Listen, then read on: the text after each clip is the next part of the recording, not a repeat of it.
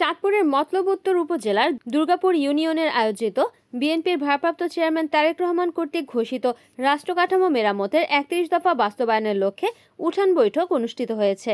বৈঠকে প্রধান অতিথি হিসেবে উপস্থিত ছিলেন চাঁদপুর জেলা বিএনপির যুগ্ম সাধারণ সম্পাদক ও চাঁদপুর ২ আসন থেকে বিএনপির মনোনয়ন প্রত্যাশী তানবীর হুদা, উপজেলা তাঁতি দলের সভাপতি আনোয়ার হোসেন মুন্সির সভাপতিত্বে ও উপজেলা শ্রমিক দলের সহসভাপতি মোহাম্মদ রুবেল প্রধানের সঞ্চালনায় বক্তব্য রাখেন তেজগাঁও থানা বিএনপির সিনিয়র যুগ্ম আহ্বায়ক হাফিজুর রহমান কবির, মতলব দক্ষিণ উপজেলা বিএনপির সাবেক সভাপতি বিল্লাল মৃধা, চাঁদপুর জেলা বিএনপির সাবেক সদস্য আলাউদ্দিন খান, মতলব উত্তর উপজেলা বিএনপির সাবেক সিনিয়র সহসভাপতি গোলাম সারোয়ার মজুমদার, সাবেক যুগ্ম সাধারণ সম্পাদক আবু সৈয়দ গোলাম রাব্বানী মামুন, ফরাজিকান্দি ইউনিয়ন বিএনপির সভাপতি ইয়াসিন মোল্লা, দুর্গাপুর ইউপির panel chairman Mahmuda Begum, Durgapur union যুবদলের সাবেক সভাপতি মহসিন মুক্তার ও যুবদল নেতা রোকন সরকার প্রমুখ। পুরো দেশ এখন নির্বাচনমুখী হয়ে গেছে, তো মানুষজন এখন ভোট দেওয়ার জন্য অধীর আগ্রহে অপেক্ষা করছে, কারণ ১৭ বছর মানুষ ভোট দিতে পারে নাই।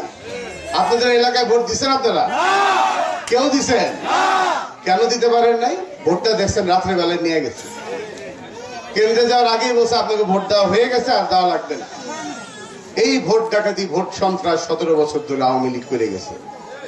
এর বিরুদ্ধে আমাদের নেতা তারেক রহমান সাহেবের নেতৃত্বে নির্দেশনায় আমরা পুরো বাংলাদেশের হাজার হাজার লক্ষ লক্ষ নেতাকর্মী রাজপথে সংগ্রাম করেছি।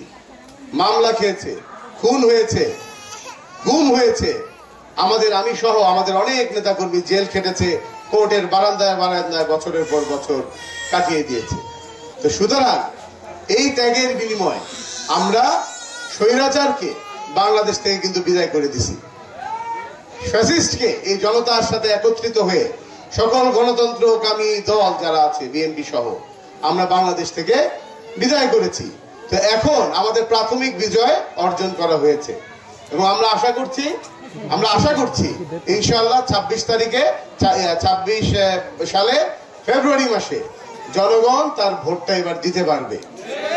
আপনাদের ভোট আপনারা যাকে ভালো মনে করেন তাকেই দিতে পারবেন, কোনো বাধা বিঘ্ন থাকবে না।